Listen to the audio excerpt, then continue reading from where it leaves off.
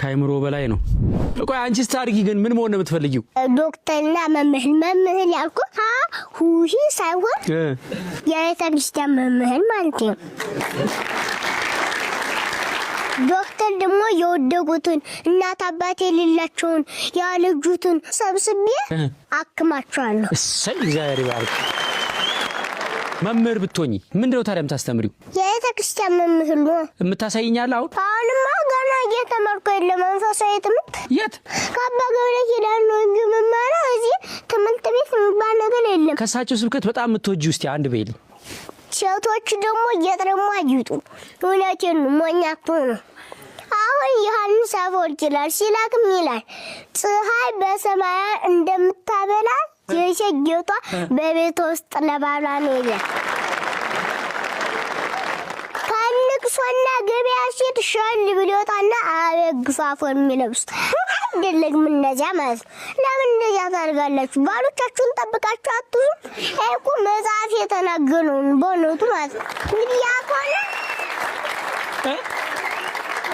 ባሎቻችሁ ቤታችሁ አልፈኩች እሻን ማለቅ ማብላት ግንባር አለመቋጠር ፊት ቋጣላ ግንባር ሸቃላ ቱን የሚለው መጽሐፍ ማለት ወንድ ልጅ የሚፈልገው ልዝም ንግግር ነው። በቃ ያለቃቱ ነገር ዝም ብላችሁ ከላይ ከንዝናዛ ሲጋል ከምትኖር ካላስ ለወልገል ብትኖር ይቻላል ማለት ነው። ይሄ በጣም ነው ማለት ነው። ካራስ ነብር ጋብለሽ ዝናባት ባይጥል የሚወድ ካራስ ነብር ጋብለሽ ቀኑ ባይመሽ የሚወድ ማን ይመስላል? በቃ ብላ ካልሰማርሽም ካራስ ነብር ጋር ብትኖር ይሻላል ብለሽ ቀጥይ። ስብከት አይቋለጥም። ዝናብ ባይጥል የሚያፈስ ቤት ያለው ሰው ቀኑ ባይመሽ የሚወደው ለራዘምት ያለችው ነው። ስለዚህ እንደዚያ ስለሆነ አትነዛነዙ ነው። ሌላው ደግሞ ባልና ሚስት እላስና አካል ናቸው። ባል እላስ ነው፣ ሚስት ደግሞ ምንድን ናት? አካል ናት። ክርስቶስ የቤተክርስቲያን ምንድን ነው? እላስ ነው።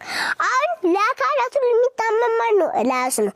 አሁን ያልግብኝና እጃን ጥፍል መጥምጥ ቢይዘኝ እንቅልፍ አጣለሁ። እንቅልፍ ሳጣ ምን ያመኛል? እላሴን ያመኛል አይደል? ባል ማለት የቤተሰቡን ሕማም የሚሸከም አላችሁን?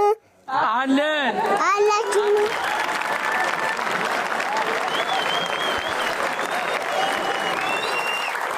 ሚስት ደግሞ አካል ናት ማለት ደም የሚለጭለት ካላስከት ነው። ከታች ነው ህይወቱ የምትወል የምታስብለት። ተመስገን አለዮት ያሰማን በእውነት መንግስተ ሰማያት